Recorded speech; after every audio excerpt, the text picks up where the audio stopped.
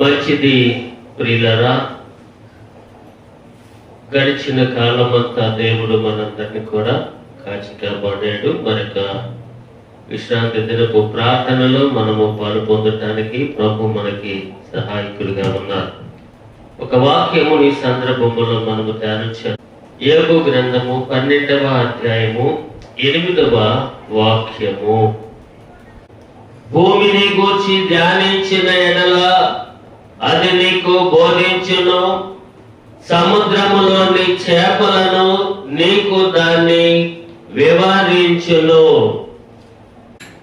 ఈ మాటలు రాసింది పలుకుతుంది ఎవరండి? యోబు. యోబు భక్తుడు ఇక్కడ అంటున్న మాట ఏమిటంటే, భూమిని గూర్చి ధ్యానించిన ఎడల అది నీకు బోధించును, సముద్రములోని చేపలను నీకు దానిని వివరించును. ప్రియులారా, యోబు గురించి దేవుని వాక్యము స్పష్టంగా చెప్తుంది. భూమి మీద ఉన్నటువంటి భక్తులలో యోబు లాంటి భక్తుడు ఇంకొకరు లేరని దేవుడు తన వాక్యములో స్పష్టంగా చెప్పారు. అయితే యోబు జీవితంలోకి చాలా శ్రమలు వచ్చాయి. తాను చాలా నష్టపోయాడు. ఆఖరికి శరీరము కూడా కురుపులతో బాధపడుతూ ఉండే పరిస్థితి వచ్చేసింది. అలాంటి కష్ట క్లిష్ట పరిస్థితులలో తన స్నేహితుల దగ్గరకు వెళ్ళి, ఇంకా నీవు దేవుడు దేవుడని కొనియాడుతున్నావు, దేవుడు నీకు ఏమేమి చేశాడని ఇంత సర్వం కోల్పోయినా కూడా ఇంకా నీవు దేవుణ్ణి కొనియాడుతున్నావు, దేవుణ్ణి స్తుతిస్తా ఉన్నావని స్నేహితులు ఒక పక్క వెళ్ళి అంటున్నారు, భార్య కూడా ఒక పక్క వెళ్ళి అంటుంది. వాళ్ళందరికీ చెప్పిన సమాధానము ఒకే ఒక మాట చెప్పాడు, యెహోవా ఇచ్చారు, యెహోవా తీసుకొని పోయాడు అని. అయితే ఇక్కడ ఏమి చెప్తున్నాడు యోబు? అయ్యా, ఈ లోకములో దేవుడు అంటే ఎవరో, ఆయన కార్యములు ఎలా ఉంటాయో, ఆయన ఎలాంటి వాడో అది మీకు తెలియాలంటే, అది తెలుసుకోవాలంటే ఎవరు వివరిస్తారంటే ఆయన గురించి ఎవరు వివరిస్తారంట? సముద్రములోని చేపలు వివరిస్తాయంట. ఎవరికి? మనిషికి. ప్రియులారా, చేప తెలివి కలిగినదా? మనిషి తెలివి గలవాడా? ఎవరు తెలివి గలవాడు? అమెరికనాలు వస్తే చెప్పు. చేప తెలివి కలిగినదా? మనిషి తెలివి కలిగినవాడా? చిన్న ఎర్ర, ఎంత ముళ్ళు, దాన్ని గుచ్చి నీటిలో వేస్తే ఆ గాలానికి చేప పడుతుందా లేదా? ఇప్పుడు తెలియగలిగిన వారు ఎవరు? చేప లేకపోతే మనిషే తెలియగలవాడు. మరి ఆ చేపల దగ్గరికి అవి మనకి ఏమి నేర్పిస్తాయి? అవి మనకి వివరిస్తాయి. యెషయా గ్రంథము 1వ అధ్యాయము 2వ వాక్యమును చూడండి. యెహోవా మాట్లాడుచున్నాడు, ఆకాశమా ఆలకించుము, భూమి చెవియొగ్గుము. నేను పిల్లలను పెంచి గొప్పవారినిగా చేసితిని, వారు నా మీద తిరగబడి ఉన్నారు. ఎద్దు తన కామాలను నెరుగును, గాడిద సొంత వారి దొడ్డి తెలుసుకొనను. ఇశ్రాయేలులకు తెలివి లేదు, నా జనులు యోచింపరు. హల్లెలూయా. ప్రియులారా, ఇక్కడ మనిషి తెలివి కలిగిన వాడైనప్పుడు దేవుడు ఏమంటున్నాడు? ఆకాశమా ఆలకించు, భూమి చెవియకు, నేను పిల్లలను పెంచి పెద్దవారిగా చేశాను, వారు నా మీద తిరుగుబాటు చేస్తా ఉన్నారు. ఎందుకు తెలుసు కామాంధుడు ఎవరో, గాడిద తెలుసు తన సొంత దొడ్డి ఎందో, కానీ నా ప్రజలైనటువంటి ఇశ్రాయేలులకు ఏమి లేదంట? తెలివి లేదు. అంటే మనిషి తెలివి కలిగిన వాడే, కానీ ఎక్కడికి వచ్చాడు? తెలివి లేని అజ్ఞానిగా వచ్చేసాడు. అంటే అతనికి ఉన్నటువంటి జ్ఞానాన్ని ఎక్కడ ఉపయోగించాలో అక్కడ ఉపయోగించట్లా, అతనికి ఉన్న జ్ఞానాన్ని ఎక్కడ ఉపయోగించకూడదో అక్కడ ఉపయోగిస్తున్నాడు. కాబట్టి మనిషి ఇక్కడ ఏమైపోయాడు? అజ్ఞానిగా మారిపోయాడు, జ్ఞానహీనుడిగా మారిపోయాడు. అందుకని మనిషికి దేవుడు జ్ఞానాన్ని ఇచ్చాడు. ఆ జ్ఞానాన్ని ఉపయోగించే చోట ఉపయోగించకుండా ఉపయోగించరాని చోట ఉపయోగిస్తున్నాడు. కాబట్టి మీకు తెలియాలంటే భూమిని అడగండి, సముద్రంలో ఉన్న చేపలను అడగండి. ఆగండి. ఒక్కొక్కసారి దేవుడు మనిషికి జ్ఞానోపదేశం చేయడానికి, మానవునికి కనుపి కలిగించడానికి ఏమంటాడో తెలుసా? చీమల దగ్గరికి వెళ్ళు, అవి నీకు అవే నేర్పుతాయి. మనకి చీమలు మనకి ఏమి నేర్పుతాయండి? వేసవిలో ఆహారాన్ని సమకూర్చుకుంటాయంటండి. మిగతా రోజులు ఎందుకు సమకూర్చుకోవు? మిగతా రోజులు ఎందుకు సమకూర్చుకోవు? వేసవిలో అంతా పంట ఇంటికి వచ్చే సమయం అది. ఆ సమయంలో ఎందుకు సమకూర్చుకుంటాయి? మిగతా వర్షాకాలంలో ఎందుకు సమకూర్చుకోవు? వాటికి తెలుసు ఆహారం ఎప్పుడు దొరుకుతుందో అని. యెహోవా మీకు దొరుకు కాలం అంటే ఏం చేయాలండి? ఆయనను వెతకాలి. ప్రియులారా, చీమల దగ్గరకు పెడితే అవి నేర్పుతాయంట మనకి. ఎందుకంటే దొరికే కాలం ఆహారాన్ని తీసుకోవాలని. వాటికి రాజు లేడు, నాయకుడు లేడు, అయినా కూడా అవి ఒకే క్రమంలో ముందు చీమ ఎక్కడికి వెళుతుందో ఆ వెనకే అన్ని కలిసి వెళతాయి. ఒకవేళ ఏదైనా తను తినే ఆహారము తన శక్తికి మించినట్టు ఉంటే అది పట్టుకొని లాగేటప్పుడు రాకపోతే ఇంకో కొన్ని చీమలు వెళ్ళి దానికి సహాయము చేస్తాయి. వాటికి ఏం కనబడుతుంది? అక్కడ ఐక్యత, యూనిటీ వాటిలో కనబడుతుంది. ఇంకో సందర్భంలో ఏమన్నాడు? ఆకాశ పక్షులను చూడండి అన్నాడు. ఇక్కడ చీమలను చూడమంటున్నాడు, వాటిని చూసి నేర్చుకోమంటున్నాడు. ఎవరిని? మనిషిని. అక్కడ పక్షులను చూసి నేర్చుకోమంటున్నాడు. ఇక్కడ చేపల దగ్గరికి వెళ్ళండి, అవి మీకు వివరిస్తాయి. అవి మనకే వివరిస్తాయండి. చేపలు మనిషి వాటిని పట్టుకోవడానికి ఎంత తెలివిగా పట్టుకుంటాడో తెలుసా? ఎక్కడ ఏ చేపల్లో దాన్ని ఎలా పట్టుకోవాలో మనిషికి ఉన్నటువంటి తెలివి చేపకు లేదే. వలలో పడిందంటే గిలగిలగిల కొట్టుకులాడుతూ ఉంది చేప. అలాంటి చేప మనకేం నేర్పుతుంది? ఏం నేర్చుకోవాలి? ప్రియులారా, ఒక మాట మనము యోనా గ్రంథానికి వెళ్ళినప్పుడు, యోనా గ్రంథము 2వ అధ్యాయము 10వ వాక్యము, అంతలో యెహోవా మత్స్యమునకు ఆజ్ఞ ఇయ్యగా అది యోనాను నేల మీద కక్కి వేసెను. హల్లెలూయా, హల్లెలూయా.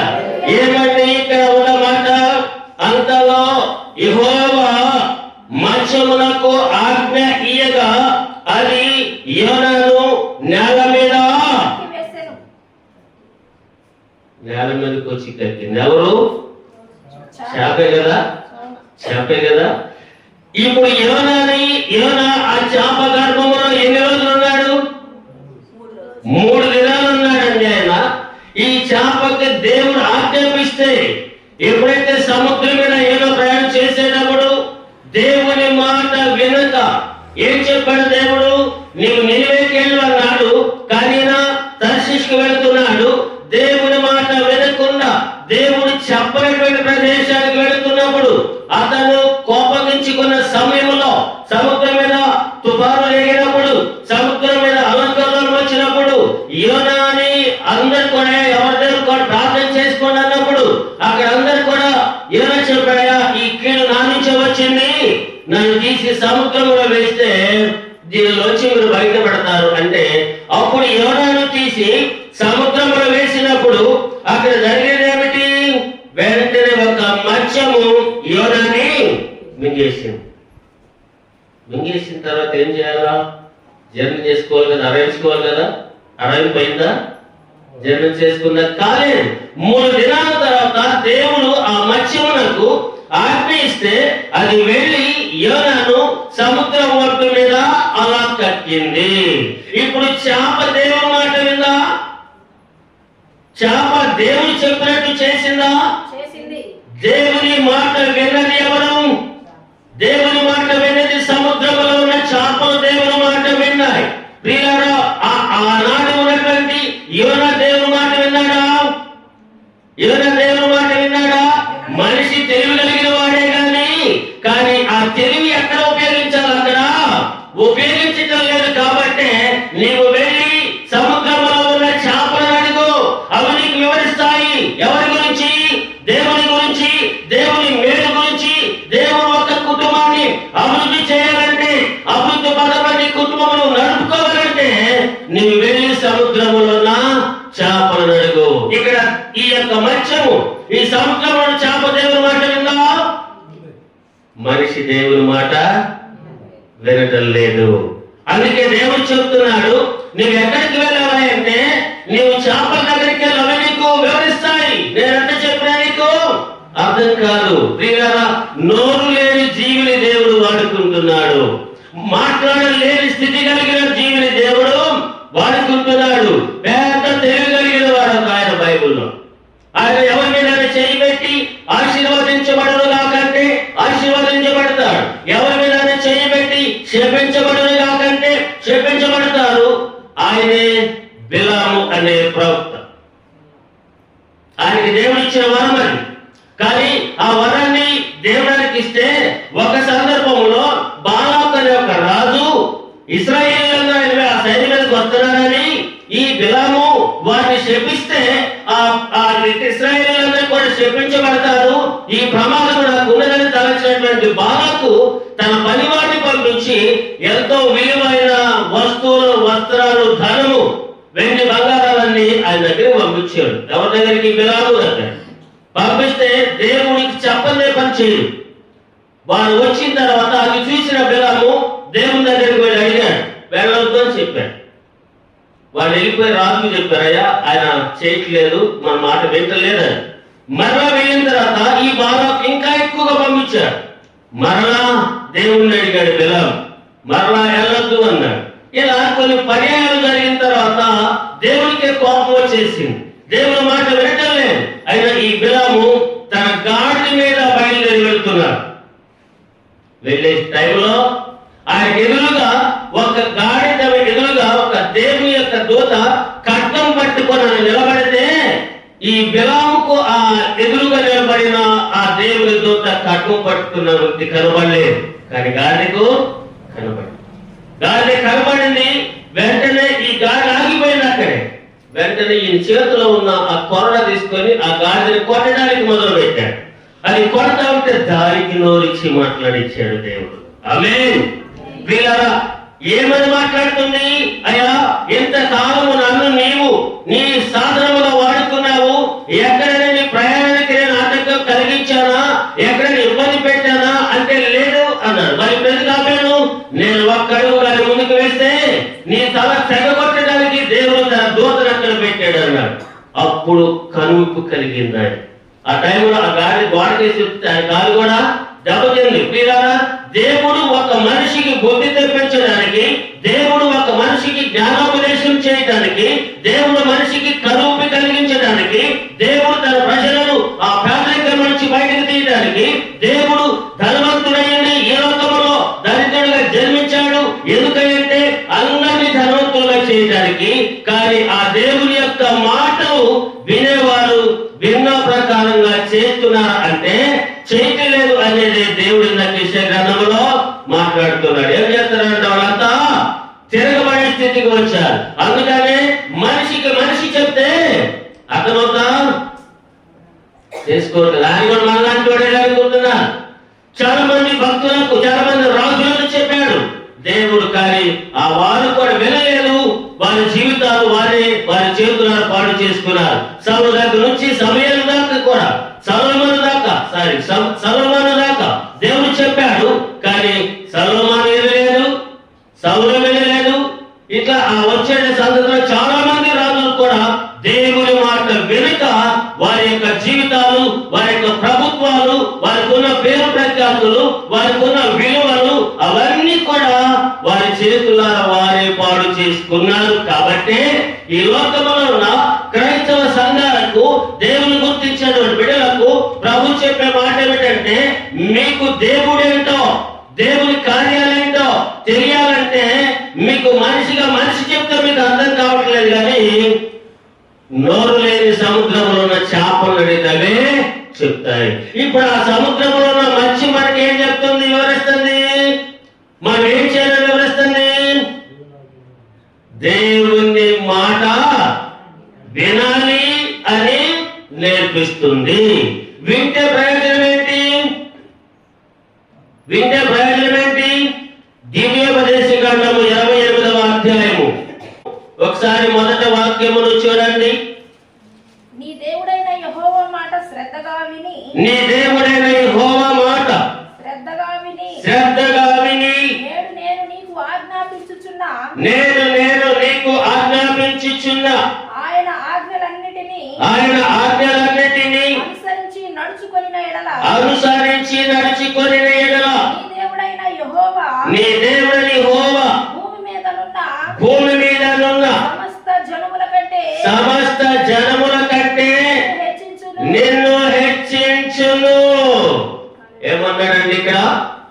దేవుని మాట శ్రద్ధగా విని ఆయన ఆజ్ఞాపించిన ఆజ్ఞలన్నిటిని అనుసరించి నడిస్తే భూమి మీద ఉన్న సమస్త జనముల కంటే నిన్ను గొప్పగా హెచ్చిస్తాడు. ఇప్పుడు ఏ కుంటలో పెట్టినా చేపలుడియా? చిన్న కుంటలో, నీటి కుంటలో నీళ్ళుడి అంటే అక్కడ ఖచ్చితంగా చేపలు ఉంటాయి. చిన్న కుంటలో నీళ్లున్నా కూడా అక్కడ చేపలు ఉంటాయి. కాలంలో కానీ, చెరువులో కానీ, సముద్రంలో కానీ ఎక్కడ పట్టిన చేప లేని నీరు, ఎక్కడ నీరున్న చోటల్లా చేప ఉంటుంది. ఎందుకలా విస్తరించింది? ఎందుకలా ఆ వృత్తి, ఆ జాతి అంతా కూడా ప్రబలింది? దేవుని మాట వినడం వలన. దేవుని ముందు చెప్పాడు. ఎప్పుడైతే ఆ యోనాని సముద్రంలో వేశారో అక్కడ ఉన్న మత్స్యము ఆయన నోరు చాచాల మింగేసింది. దేవుడు 3 దినాలు కూడా దాని జీవకోశం ఆపేశాడు. ఇప్పుడు వెళ్ళి కక్కమంటే సముద్ర ఒడ్డున యోనాని కక్కింది. ఇప్పుడు దేవుని మాట ఎవరు? ఆ సముద్రంలో ఉన్న ఆ మత్స్యము దేవుని మాట వినది. దేవుని మాట మానవుడు వెంటలేదు. అందుకే ఈ చేప మనకి ఏమి వివరిస్తున్నాయంటే, మేము చూసారా దేవుని మాట విన్నాము. 3 దినాలు కూడా, మొదటి చెప్పిన దగ్గర నుంచి 3 దినాల వరకు కూడా ఆయన ఎప్పుడు ఏం చెప్తాడని కాసుకొని ఉన్నాము. ఆయన చెప్పిన మాట ప్రకారంగా మేము చేసాము. కాబట్టి మా చేపలు అనే ఈ యొక్క జనాంగం, ఈ సంతతి ఎంత గొప్పగా విస్తరించిందో అని ఆ చేపలు తెలివి కలిగిన మనిషికే నేర్పుతున్నాయంటారా? హల్లెలూయా, హల్లెలూయా. అందుకే ఎవరి దగ్గరికి వెళ్ళమన్నాడు? సముద్రంలో ఉన్న చేపల దగ్గరకు వెళ్ళు, అవి నీకు వివరిస్తాయి. ఎవరికి? మనిషికే. ఇంకొక మాట, నేను చాలా స్పీడ్ గా వెళ్తాను కొంచెము. ఇంకొక మాట మనం చూద్దాం. మత్తయి సువార్త 17వ అధ్యాయము 27వ వచనము. అయినను మనము వారికి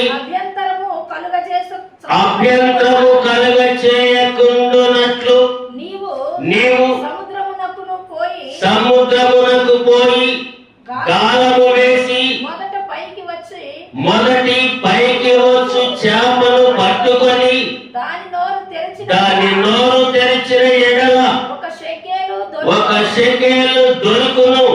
దానిని తీసుకొని నా కొరకును నీ కొరకును వారికిమ్మని అతనితో చెప్పెను. హల్లెలూయా, హల్లెలూయా. యేసు ప్రభువారు, పేతురు ఇద్దరు కలిసి ఒకసారి కపెర్నహూముకు వచ్చారు. అక్కడ పన్ను వసూలు చేసే ఒక వ్యక్తి పేతురు దగ్గరకు వచ్చి, అయ్యా మీ యొక్క బోధకుడు పన్ను చెల్లించడా అన్నాడు. అప్పుడు యేసు ప్రభు పేతురుని అడిగాడు, పన్ను ఎవరు కట్టాలి? అన్యుల కుమారులా అన్నాడు. అప్పుడు పేతురు అన్నాడు, అన్యులేనయ్యా అన్నాడు. అలాగైతే కుమారులు స్వతంత్రులే కదా, వారు కట్టే పని లేదు కదా అని అప్పుడు అన్నాడు. మన వారికి ఎందుకు అభ్యంతరంగా ఉండాలి? వారు చేసే ఆ వృత్తికి, ఆ పనికి పన్ను కట్టించుకుంటున్నప్పుడు మేము స్వతంత్రము కదా, మేమెందుకు కట్టాలని ఎందుకు అనాలి? పేతురు ఏం పని చేస్తాడండి? చేపలు పట్టేవాడే కదా. పేతురు చెప్పాడు, నువ్వు వెళ్ళి గాల వేసి చేప పట్టు. గాల వేసినప్పుడు నీకు మొట్టమొదటి చేప పడుతుంది. ఆ చేపను తీసుకొని నోరు తెరిచి చూస్తే అందులో ఏముంటుంది? షెకేలు ఉంటుంది. షెకేలు అంటే ఇది ఒక నాణ్యం. దాని బరువు 1 తులం ఉంటుందండి. ఆ రోజుల ప్రకారముగా దాని ఖరీదు 2 రూపాయలు. ఒక కూలివాడు 4 రోజులు కష్టపడి పని చేస్తే ఎంత కూలి వస్తుందో దాని ఖరీదు కూడా అంతే. ఇప్పుడు పేతురు ఎవరు? యేసు ప్రభు ఎవరు? ఆయన చెప్పాడు కదా, ఒక వ్యక్తి ఆయన నేను నీతో వస్తానంటే నక్కలకు బొరియలు ఉన్నాయి, ఆకాశ పక్షులకు గూళ్ళు ఉన్నాయి, మనిషి కుమారుడు తలవాల్చుకోవడానికి కూడా స్థలము లేదన్నాడు. ఇప్పుడు యేసు ప్రభు ధనవంతుడు ఈ లోకంలో ఉన్నప్పుడు పేద స్థితిని కోరుకున్నాడు, ధనవంతుడి స్థితి కోరుకున్నాడు. ధనవంతుడి స్థితి కోరుకుంటే ఆయన పశువుల పాకలో జన్మించేవాడు కాదు. మరి పేతురు ఎవరు? ఆయన కూడా చేపలు పట్టేవాడే, ఆయనకు కూడా సమస్తం ఉన్నాయి. ఆ వలన సైతం కూడా విడిచిపెట్టి వచ్చాడంటే పేతురు పేదరికాన్ని కోరుకోలేదా? యేసుప్రభు పేదరికాన్ని కోరుకోలేదా? పన్ను కట్టడానికి వాళ్ళ దగ్గర డబ్బులు లేవు. ఏం చెప్పేటప్పుడు వాళ్ళకి కావాల్సింది ఏంటి? పన్ను కట్టడానికి డబ్బులు కావాలి. లేవు వాళ్ళ దగ్గర. చెప్పాడు పేతురికి, నీ వెళ్ళి గాలమే, ఒక చేప పడుతుంది, ఆ చేప నోరు తెరువు, అందులో షెకెలు ఉంటే దాన్ని తీసుకొచ్చి ఈ పన్ను కట్టేవాడు తీయాలి. దాని నోట్లోకి ఎందుకు వెళ్ళింది అది? ఈ షెకెలు చేప నోట్లోకి ఎందుకు వెళ్ళిందంటారు? ముందుగా ప్రభు చేశారంటారా? కొంత గమనిస్తే కొన్ని ప్రాంతాల్లో కొంతమంది టూరిజానికి వెళ్ళినప్పుడు వారు అక్కడ ఆ దృశ్యాలని చూస్తూ కొంతమంది ఈ బంగారు వస్తువులు తీసి సముద్రంలో వేస్తారు. మీరు గమనించారు లేదు? తమిళనాడు ఒక ప్రాంతం ఉంది, చాలా మంది అక్కడికి వెళ్ళి కేరళ తమిళనాడు సముద్రం నుంచి ఆ అలలకు వస్తూ ఉంటే అక్కడుండి ఎత్తుక్కుంటూ ఉంటారు. కొంతమందికి దొరుకుతూ ఉంటాయి. అంటే వాళ్ళు అక్కడికి వెళ్ళి వారికి ఏదో మోక్షం కలుగుతుందని కొన్ని మంచి ప్రదేశాలు ఏర్పాటు చేసుకొని సముద్రంలోకి వెళ్ళి వాడి దగ్గర ఉన్న విలువైనటువంటి వస్తువులు అలా సముద్రంలో విసిరేసేవారు. కానీ సముద్రంలో ఏది కూడా ఉండదు, మొత్తం బయటికి రావాల్సిందే. అంటే ఇప్పుడు అలా ఎవరైనా వేస్తే ఇప్పుడు ఆ చేప అక్కడే ఉండి ఆ వేసిన దాన్ని మింగుంటుందంటారా? హల్లెలూయా. అర్థమవుతుందా? ఆ చేప అక్కడ మింగు ఉంటది. అది ఎప్పుడో ఎవరో వేశారు, వేసినప్పుడు దాని నోట్లో మింగేసింది. మింగిన తర్వాత అది అరాయించుకోకపోతే దానికి జబ్బు రావాలా? తీసుకున్న ఆహారం మనకు అడగకపోతే ఏమవుతుంది? ఫుడ్ పాయిజన్ అయిపోతుంది, వెంటనే విషయంగా మారిపోతుంది. తర్వాత మనము ఏమైపోతాము? తప్ప కట్టేస్తాం. కానీ చేపకు జరగాలి కదా, అలాగే జరిగిందంటారా?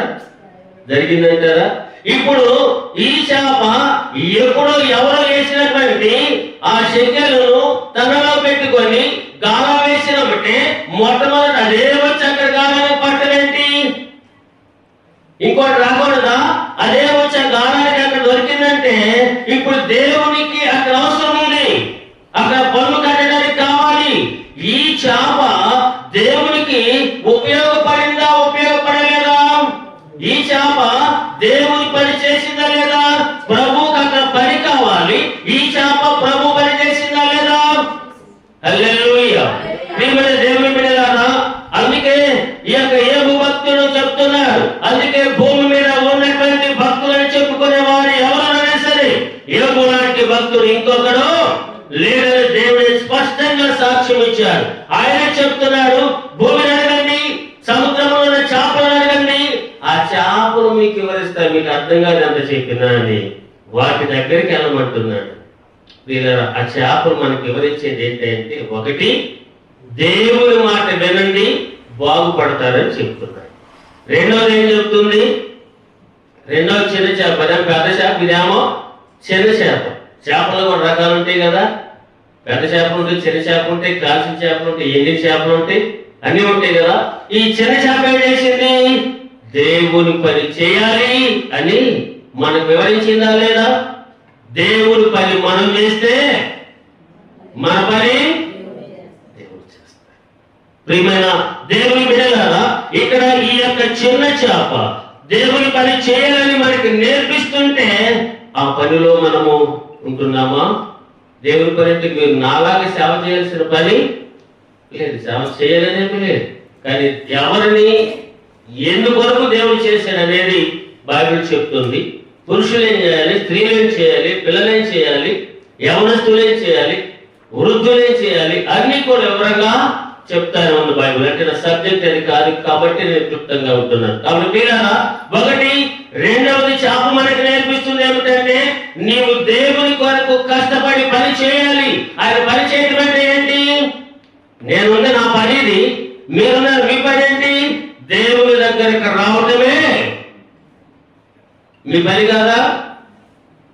మీ పని అనేది దేవుని దగ్గరికి రావటమే మీ పని. అది మీరు మీ పని చేస్తే దేవుడు మీ పని చేస్తాడు. హల్లెలూయా, హల్లెలూయా. ఇంకొక సందర్భాన్ని లూకా సువార్త 24వ అధ్యాయములో 41, 42 వచనములను చూద్దాం.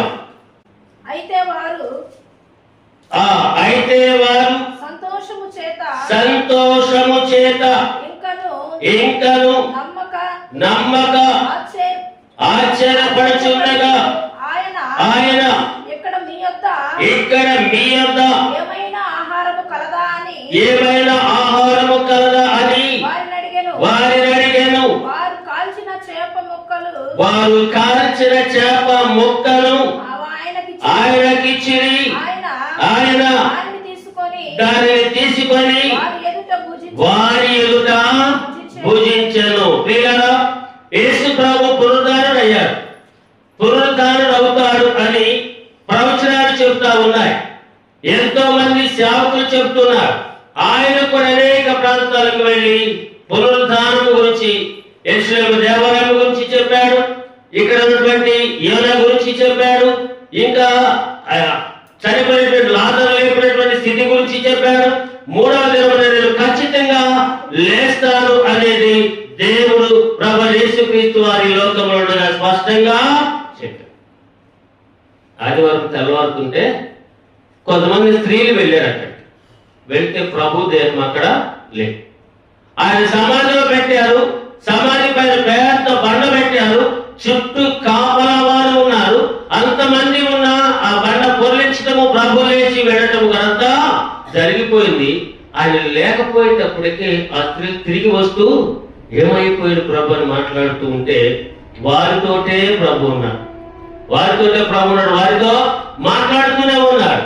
వారు మాట్లాడుతుండగానే వారికి అర్థం కాకపోయేటప్పటికే వారు వారి అవివేకతలు గుర్తించిన ఆయన మాట్లాడుతున్న సమయంలో ఆయన ఊరు దగ్గరకు వచ్చింది. వెళ్ళిపోతున్నానంటే, అయ్యా చీకటి పడింది కదా, ఈ రాత్రి మాతో ఉండొచ్చు కదా అంటాడు. చూడండి 29వ వచనము, 24, 29. వారు సాయంకాలము కావచ్చినది, ప్రొద్దుగుంకినది, మాతో కూడా ఉండమని చెప్పి ఆయనను బలవంతము చేసిన కనుక ఆయన వారితో కూడా ఉండుటకు లోపలికి వెళ్ళాను. ఆ స్త్రీలు ఎప్పుడైతే ప్రభుని అడిగారో వారితో పాటు లోపలికి వెళ్ళారు. వారితో కలిసి భోజనం చేసేటప్పుడు అక్కడ వారికి ఒక రొట్టెను ఇడిచి కృతజ్ఞతాస్తుతులు చెల్లించి వారు పెట్టాడు. ఎవరైనా నేనే, ఎవరైనా వారి కన్నులు తెరవబడి ఆయనను గుర్తుపట్టిరి. రొట్టె తిన్నప్పుడు ఆయన ఎవరో గుర్తుపట్టినప్పుడు ఈయన ప్రభు అని తెలియలేదా? వారికి తెలియలేదా? రొట్టె తిన్నారు కదా, తిన్నప్పుడు గుర్తుపట్టారు కదా. ఆ రోజు సిలివేసిన ప్రభు ఎందుకు చెప్పలేకపోయాడు? ఆ రొట్టె వారికి పెట్టినప్పుడు మనోనేత్రాలు తెరవబడినప్పుడు వారు ఎందుకు గుర్తుపట్టారని రాయబడింది. ఎందుకని నమ్మలేకపోయాను. అక్కడ నుంచి మళ్ళా కొంచెం దూరం వెళితే అక్కడ చాలా మంది శిష్యులు మాట్లాడుకుంటూ ఉన్నారు, భయపడుతూ ఉన్నారు. వాళ్ళ దగ్గరికి వెళ్ళి అయ్యా నేనే అని చేతిలో ఉన్నటువంటి గాయములను, పక్కలో ఉన్నటువంటి బల్లెమ్మబోటును, వారి శరీరంలో ఉన్న గాయములన్నీ కూడా చూపిస్తే వాళ్ళు ఏమనుకున్నారు తెలుసా? భూతం అనుకున్నారు. భూతం అంటే దెయ్యం అనుకున్నారు. వాళ్ళకి చెప్పాడు, అయ్యా దెయ్యమునకు శరీరము అవయవాలు ఏమి ఉండవు, మరి నాకు దేహం ఉంది, అవయవాలు ఉన్నాయి, ఎముకలు ఉన్నాయి, శరీరం అంతా కూడా మాంసంతో పొదిగించబడింది అని వారికి ఇన్ని చూపించినా ప్రభుని వారు నమ్మలేదండి. ఆఖరికి అడిగారు, మీ దగ్గర ఏమైనా ఉందంటే అప్పుడు అక్కడ వారు కాల్చిన చేప ముక్క ఒకటి ఆయనకి ఇస్తే తింటే అప్పుడు వారు ఏం చేశారట? నమ్మారంటారా? హల్లెలూయా. అంటే ఈ చేప అక్కడ చేసిన పని ఏంటి? ఏం చేసిందా చేప? చేపలు వివరిస్తాయంటండి మనకి. మనమే తెలియగల వారమైతే ఏ తెలియలేదు మన గాలాలకు పడి మనం వేసిన వలలో పడి మనం కూరగా చేసుకొని తినే చేపలు మనకేం బోధిస్తాయి? చేప ఇంకోటి ఏం చేసింది తెలుసా? ఎప్పుడు కూడా నీతికి వారుకి వెళ్ళదండి. చేప ఎదురుగానే ఈదుతుంది. అంటే అది మనకేమో నేర్పుతుంది? సంసారాన్ని ఎదురేదమని చెబుతుందా? కుటుంబాన్ని ఎదురేదమని చెబుతుందా? ఎవరైనా ప్రమాదంలో నీటిలో పడిపోతే వారికి వెళితే కాపాడబడతాడు. ఎదురెదితే కాపాడబడతాడా? ఎదురెదితే ఎప్పుడు కూడా కాపాడబడాలి. అక్కడే మునిగిపోయే ప్రమాదం ఉంటుంది, ప్రాణం కోల్పోయే ఆ ప్రమాదం కూడా ఉంటుంది. కానీ దేవుని యొక్క వాక్యం ఎప్పుడు కూడా చాలా మర్మాలతో కూడినదిగా ఉంటుందండి. అది అర్థం చేసుకోవాలంటే దైవ స్వరూపమైనటువంటి, దేవుని సంబంధమైనటువంటి, పరలోక సంబంధమైన ఆయన పరిశుద్ధాత్మ మనకి సహాయకుడుగా ఉన్నారు. ఆ పరిశుద్ధాత్ముడు మనకి తోడుగా లేకపోతే మనకి ఏ ముక్క కూడా అర్థం కాదు. ఇక్కడ ఈ కాల్చిన చేప ఎందుకన్నాడు? కాల్చిన చేప ఎందుకు పెట్టారు అక్కడ? ఎండి చేప పెట్టకూడదా? కాల్చిన చేప శరీరము ఏమైపోయిందండి? ప్రభు శరీరము కాల్చిన చేప శరీరం ఎలా ఉంటుంది? పగిలిపోయి ఉంటుంది, ఎర్రగా మార్చబడి ఉంటుంది. నూనెలో మాడిన తర్వాత శరీరం అంతా పగిలిపోయి లోపలికి ఆ నూనె వెళ్ళినప్పుడు అది తినడానికి రుచిగా మారిపోతుంది. ప్రభు అక్కడ చేపలు ఆ ముక్క తిన్నాడంటే ఆ తిన్న వెంటనే అక్కడ ఉన్నటువంటి వారందరూ యేసు ప్రభుని నమ్మటానికి ఉపయోగపడినది. వీళ్ళారా, యేసు ప్రభు నేనే యేసునని చెప్పినా ప్రజలు నమ్మలేదు. యేసు ప్రభు నిజమైన దేవుడని ఎవరు తెలియజేశారండి? ఇక్కడ చేపనంటారా? హల్లెలూయా, హల్లెలూయా. మరి ఇప్పుడు చేపలు మనకి ఏమి నేర్పిస్తాయి? అవి మనకి ఏమి వివరిస్తాయి? ఇప్పుడు చెప్పండి. మొదటి కోత చెప్పాడు కదా, ఏమో భూమిని అడుగు తెలియజేస్తుంది, సముద్రంలో చేపలను అడుగు అవి మీకు వివరిస్తాయి. ఆ చేపలు మనకి ఏమి వివరిస్తాయి?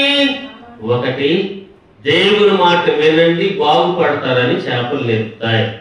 రెండవది ఇప్పుడే చెప్పి, రెండవది దేవుని పని చేయండి, చేస్తే మీరు ఫలభరితులుగా ఉంటారు. మూడవది, నిజమైనటువంటి దేవుడు యేసు ప్రభువారేనని ఈ చేపలు మనకి తెలియచేస్తా ఉన్నారు.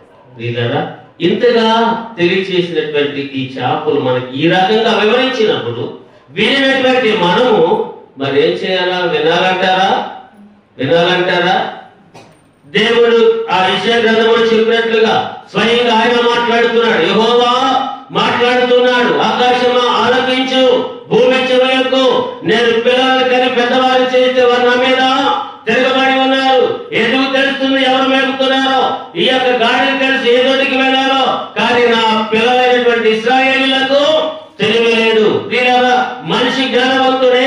ఆ జ్ఞానాన్ని తన కుటుంబ బాగు కొరకు, ఆ జ్ఞానాన్ని తన భవిష్యత్తు కొరకు, ఆ జ్ఞానాన్ని లోకంలో ఉన్నటువంటి సమస్త జన్మల కంటే హెచ్చించబడాలి ఎలాగనే దాని కొరకు ఉపయోగించట్లేదు. కానీ అనవసరమైన వాటి కొరకై, నిరుపయోగమైనటువంటి వాటి కొరకై, పనికి మారిన వాటి కొరకై ఉపయోగపడుతున్నారు. వారి చేతులారా వారి జీవితాలు పాడు చేసుకుంటున్నారు. కొంతమంది మొదటి సమూయేలు గ్రంథంలో నాబాలు యొక్క పనివారు ఇక్కడ అబీగైలుతో మాట్లాడుతున్నారు. చూడండి ఒకసారి 17వ వాక్యము 25:17 1:7 అయితే మా యజమానునికి అతని ఇంటి వారి అందరికీ వారు కీడు చేయ నిశ్చయించి ఉన్నారు కనుక ఇప్పుడు నీవు చేయవలసిన దానిని బహు జాగ్రత్తగా ఆలోచించుము. మన మన యజమానుడు బహు పనికిమాలిన ఆ, వాడు. ఎలాంటి వాడండి యజమానుడు? ఎవరైనా పనికి మాలిన వాడని ఎవరంటారు? ఏ పనికి పనికిరాని వాడిని. ఏ పని చేయనటువంటి వారిని పనికి మాలిన వారు అంటారు. ఆయనకు వచ్చాక నమ్మా, నీవు ఈ విషయంలో బహు జాగ్రత్తగా ఆలోచించు. ఇప్పుడు ఆమెకు జ్ఞానం ఉందంటారా? తెలివిగా కాపాడుకోగలిగినదా? ఈయనలాంటి వాడు బహు పనికి మాలిన వాడు, ఎవరిని తనతో మాట్లాడనీయడు, ఎవరిని కూడా మాట్లాడనీయడంటాడు. పనికి మాలిన వాడు ఎవరైనా చెప్తే మాకు తెలుసులే అంటారా? అదే అంటున్నాడు అక్కడ, ఎవరిని తనతో మాట్లాడనీయడు. ఎవరైనా మాట్లాడితే వినేవారు మనుషులు కాదు. వారు ఎలాంటి వారు? పనికి మాలిన వారు. తీరారా? కాలం ఎంతో సమయం లేదు. దేవుని ఈ లోకానికి రావడానికి సమయం ఆసన్నమైనది. ఈ లోకంలో జరిగే కొన్ని సందర్భాలను, కొన్ని యొక్క పరిస్థితులను మనం గమనిస్తా ఉంటే ఆయన రాకడ సమీపంగా ఉన్నదని దైవ గ్రంథంలో ఉన్నటువంటి ప్రవచనాలు సైతం కూడా మనకి తెలియజేస్తా ఉన్నాయి. ఆయనను నమ్ముకొని ఆయన మాటలో ఉండి ఆయన ద్వారా మనం జీవించబడితే తప్ప రాబోయే కష్టకాలాల్లో మనము సజీవులుగా ఉంటామని, మన కుటుంబ జీవితాలు ఆశీర్వాదంగా ఉంటాయనే గ్యారంటీ లేదు. కాబట్టి ప్రియులారా, దేవుని వాక్యంలో యోబు చెప్పాడు, సముద్రములో ఉన్న చేపలను అడగండి, అవి మీకు వివరిస్తాయి. ఆ చేపలు ఏం చెప్తున్నా మనకి? ఒకటేమో దేవుని మాట వింటే మీ కుటుంబాలు ఆశీర్వదించబడతాయని చెప్తున్నాయి చేపలు. రెండవదేమో మీరు దేవుని పని చేయడానికి దేవుని దగ్గరికి వస్తే ఆయన మీ దగ్గరికి వస్తారు. ఆయన దగ్గరికి వచ్చినటువంటి వారందరూ కూడా బాగుపడలేదా? ఒక అధిపతి తన దాసుడికి బాగపోతే వెళ్ళాడు ఆయన దగ్గరికి, బాగు చేసుకోలేదా? వంగిన నడుము కలిగిన స్త్రీ ఆయన దగ్గరికి వెళ్తే బాగుపడలేదా? రక్తస్రావ రోగం కలిగిన స్త్రీ ఆయన దగ్గరికి వెళ్తే బాగుపడలేదా? ఆయన దగ్గరకు మనం వస్తే మన దగ్గరకు ఆయన వస్తాడు. ఆయన పని చేయడానికి ఆయన దగ్గరికి మనం వచ్చినప్పుడు మనకి ఏ పని అయితే మనకు కష్టమవుతుందో ఆ పని చేయడానికి దేవుడు మన ఇంటికి, మన గుమ్మమునకు, మన గృహానికే వస్తాడు. మూడవది చెప్పాడు అక్కడ, మూడే మాటలు చెప్పాడు. 3 చేపలు, ఒకటేమో పెద్ద చేప, రెండేమో చిన్న చేప, మూడోదేమో కాల్చిన చేప. ఈ మూడు మనకి నేర్పిన గుణపాఠం ఏంటి? కాల్చిన చేప ప్రభు అంటే ఎవరో, నిజమైన దేవుడు ఎవరో ఈయనేనని రుజువు చేసింది. మనము ఇంకా కూడా తెలివి కలిగిన వారు అయ్యుండి కూడా దేవుని కార్యాలను మనము రుచి చూస్తూ కూడా ఇంకా ఆయనను పరిపూర్ణంగా నమ్మలేని వారిగా ఉన్నాం. ఎప్పుడు నమ్ముతాము? నాకు బలము ఉన్నంత వరకు నమ్మలేదు యేసుని. నాకు బలము ఉన్నంత వరకు నమ్మలేదు యేసుని. బలమంతా పోయగా, బలమంతా పోయగా, నమ్మాలని ఉంది నా యేసుని. నమ్మాలని ఉంది నా యేసుని.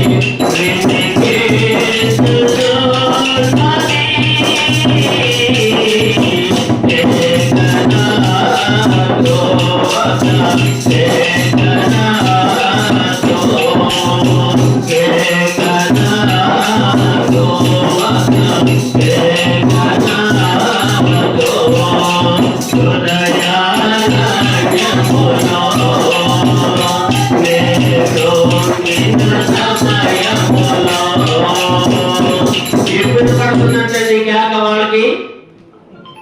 హృదయారణ్యములో కృంగినటువంటి సమయంలో, ఆ కృంగినటువంటి సమయంలో వారికి ఏం వినబడుతున్నట్ట? అప్పుడు వినబడుతున్నట్టండి దేవుని యొక్క కేక. అంతకుముందు వెళ్ళినప్పుడు పిలుస్తా ఉంటే, అంతకుముందు ఆరోగ్యంగా ఉన్నప్పుడు పిలుస్తూ ఉంటే, ఆనందంగా ఉన్నప్పుడు పిలుస్తూ ఉంటే, ప్రభు దగ్గరకు రండి, మీ యొక్క సమస్యలు పరిష్కరించుకోండి, రండి రండి రండి. ఎక్కడికి? దేవుని దగ్గరకు రండి. ఎందుకు రావాలి? ప్రయాసపడి భారము వహించిన సమస్త జనులారా రండి. మీ కుటుంబం మీకు భారముగా ఉన్నదా? మీ కుటుంబ జీవితంలో మీరు బ్రతకలేకపోతున్నారా? ఈ యొక్క కుటుంబాన్ని ఎదలేకపోతున్నారా? సమస్యల వలయంలో పడిపోయారా? సమస్యల నుంచి బయటికి రాలేకపోతున్నారా? ఇబ్బందులనే కొలిమిలో ఉన్నారా? ఈ అన్నిటి నుంచి మీరు బయటపడాలంటే సర్వ సమృద్ధి ఇవ్వగలిగిన దేవుడు, పచ్చిక కలిగిన చోట్ల పనులను పెట్టడానికి లోకానికి వచ్చిన దేవుడు నేను పిలుస్తున్నాడు రమ్మని. ఆయన పిలుపు వింటున్నామా? ఎప్పుడైనా పడుతుందంట కేక వాళ్ళకి? ఆరోగ్యంగా ఉన్నప్పుడు వినపట్ల, బలమంతా పోయాక అప్పుడు నమ్మాలని ఉంది. బలం ఉన్నప్పుడు నమ్మటానికి అవకాశం లేదు. బలం పోయినాక అప్పుడు పడుతుందంటే దేవుడి కేక. అప్పుడు వరకు వచ్చే కంటే వీళ్ళరా ఒక విషయం ఏంటో తెలుసా? దేహం ఉన్నాక రోగాలు ఉంటాయి. ఈ దేహము ఆరోగ్యంగా ఉంటే ఆ రోగాలు బయటికి రా. కరోనా టైంలో ఇమ్యూనిటీ పవర్ ఉన్న వాళ్ళకి కరోనా రాదు అన్నారు. అంటే శరీరంలో వారికి ఉన్న అవయవాలు బలంగా ఉంటే, శక్తిగా ఉంటే కరోనా వాళ్ళకి రాదు అన్నారు. బలహీనంగా ఉన్న వాళ్ళకి కరోనా వచ్చింది, కొంతమంది చనిపోయారు. ఈ దేహం ఎలా ఉండాలంటే బలంగా ఉండాలి. దేహంలో ఉన్న అవయవాలు బలంగా ఉండాలి. బలంగా ఉంటే నిన్ను ఏ వ్యాధి ఆవరించదు, ఏమి చేయలేదు. ఎవరికి లేవు? నాకు ఉంటాయి. కానీ ఇప్పుడు బయటపడు. నా బలం తగ్గిన తర్వాత అన్ని బయటపడు. ఒక్కట బయటకు వచ్చిందంటే మొత్తం వచ్చేస్తాయి. అందుట్లో ఆగటానికి అవకాశం లేదు. ఆపడానికి మన తరం కాదు, డాక్టర్ తరం కూడా కాదు. వాటిని రాకుండా చూసుకోవాలి. అందుకే దైవ గ్రంథములో ఒక మాట చూపించి ముగిస్తాను ప్రియులారా. నిర్గమకాండము 15వ అధ్యాయమునకు మనం వచ్చినప్పుడు 26వ వాక్యమును చూడండి. దేవుడైన యెహోవా వాక్కు, మీ దేవుడైన యెహోవా వాక్కును శ్రద్ధగా విని ఆయన దృష్టికి న్యాయమైనది చేసి ఆయన ఆజ్ఞలకు విధేయులై ఆయన కట్టడలన్నిటినీ అనుసరించి నడిచిన ఎడల నేను ఐగుప్తీయులకు కలుగజేసిన రోగములను ఏది మీకు రానియను. హల్లెలూయా. దేవుని మాట వింటే రోగాలు వస్తాయా? వచ్చిన తర్వాత రాకుండానే చూసుకోవాలి. వచ్చిన తర్వాత వచ్చిన వెంటాడుతూనే ఉంటాయి. అందుకే మనము ప్రార్థన అనేది ఎప్పుడు కూడా నిర్లక్ష్యం చేసుకోకూడదు. దేవుని సన్నిధిని అనాలోచనగా కూడా ఉండదు. దేవుని సన్నిధిని నిర్లక్ష్యం చేసుకోకూడదు. దేవుని సన్నిధిలో అనాలోచనగా కూడా ఉండకూడదు. దేవుడు అంటే లెక్క లేకుండా ఉండకూడదు. ఆయనకు మించింది ఏది లోకములో ఎవరికి ఏమి ఎంతన్నా ఉండొచ్చు, ఎంత ఆస్తిపరులైనా కావచ్చు, ఎంత పేరు ప్రఖ్యాతులు కడిచిన వారైనా కావచ్చు, కోట్లకు పడిగెత్తిన వారే కరోనా టైంలో ఒక ఆయన అన్నాడంట, విజయవాడ మొత్తం ఎంత అవుతో చెప్తే విజయవాడ మొత్తాన్ని కొనేస్తానన్నాడు. ఉంది అంత డబ్బు నిజంగానే. విజయవాడ మొత్తం ఎంత బేరం పెడితే నేను మొత్తం కొనేస్తాను. విజయవాడ మొత్తం ఎంతైతే ఉందో అంత. కానీ కరోనా టైంలో గ్యాస్ అంటే ఆక్సిజన్ దొరక చచ్చిపోయాడు. కొనడానికి డబ్బులు ఉండేది, ఆక్సిజన్ ఉందా? దొరుకుతుందా? ఆక్సిజన్ లేక చనిపోయాడు. ఇది ఎంతైనా ఉండొచ్చు మనకి, కానీ మన ప్రాణం ఎవరి చేతుల్లో ఉంది? దేవుని చేతిలో ఉంది. ఆయనే మనకి ప్రాణదానం చేశాడు. ఎవరండి మనము? మట్టిలో తీర్చి ఒక మాణిక్యాన్ని చేశాడు దేవుడు. మాణిక్యంగా ఈ లోకంలో ప్రశాంతముగా ప్రకాశిస్తూ ఉండాలని చెప్పాడు. అలాంటి జీవితం మనలో ఉన్నదా? అలాంటి జీవితం మనం కొనసాగుతున్నామా? కొనసాగటం లేదు అంటే కొనసాగాలని ప్రభువు యేసుక్రీస్తు వారు 2020 సంవత్సరాల క్రితం లోకానికి మానవుడిగా జన్మించారు. దేవుడైన వారిని ఎవరు కూడా చూసి తట్టుకోలేరు. కానీ దేవుడు మానవుడికి ఎందుకు జన్మించాడు? ఆయన గురించి ఏం చెప్తుంది వాక్యము? యూదా గోత్రపు కొదమా సింహం మనుషులకు వస్తే మనుషులు ఎదురుపడతారా? అందుకే మానవుడిగా మన మధ్యలోకి వచ్చాడు ఆయన, మనతో కలిసి జీవించడానికి, మన బాగోగులు తెలుసుకోవడానికి, మన బాధలలో ఉపశమన కలిగించడానికి, మనకున్న రోగాలను స్వస్థతపరచడానికి మనిషిగా ఈ లోకమును జన్మించాడు దేవుడైనటువంటి ఆయన. ధనవంతుడు అయింది కొన్ని లోకంలో దరిద్రులుగా జన్మించాడు. ఎందుకంటే మన ధనవంతులుగా చేయాలని. ఈ మాటలు మనం ఇంకా వింటూ కూడా, మనము దేవుని సేవకులు చెప్పే మాటలు వింటూ కూడా ఇంకా వినలేని స్థితిలో, నమ్మలేని స్థితిలో ఉన్నాననే సముద్రములో ఉన్న చేపలు మీకు వివరిస్తాయా? మీకు ఎవరు చెప్పినా అర్థం కాదు, కానీ ఆ చేపలు చెప్తే మీకు అర్థమవుతుందండి. ఆ చేపల గురించి దినమును మనకు ఒక ఉపదేశాన్ని దేవుడు విన్నా మనము అవేమైతే చెప్పాయో, యేసు ప్రభు వారి నిజమైన దేవుడు అని చెప్పినట్లు దేవుడు పని చేయాలి అని ఆ చేపలు మనకు వివరించినట్లు దేవుని మాట వినాలి, ఆయనను నమ్మాలి, ఆయన పని చేయాలి, ఆయన మాట వినాలి, విన్న ప్రకారంగా చేయాలి. అప్పుడు మన కుటుంబాలు దీవెనకరంగా ఉంటాయి అని ఈ చేపలు వివరించినట్టారా? ఆమేన్, హల్లెలూయా. దేవుడి మాటలు దీవించి మిమ్మల్ని అందరినీ కూడా ఆశీర్వాదించునుగా.